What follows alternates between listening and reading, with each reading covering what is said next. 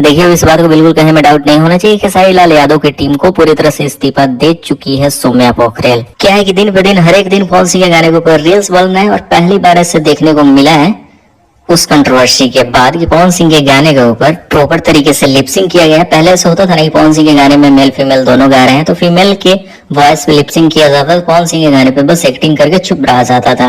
लेकिन आज वे भी कसर पूरा हो गया। उसके बाद खेसारी लाल यादव के फैन एक अलग तरीके की मुहिम छेड़ चुके हैं, लिख रहे हैं कि खेसारी भाई के जितने सारे फैंस हैं सब लोग इसको अनफॉलो कर दो। और दूसरी तरफ जितने सारे पवन सिंह के फैन है वे लोग इन सभी बातों को ज्यादा सीरियस नहीं ले रहे हैं, बस एंजॉय कर रहे हैं।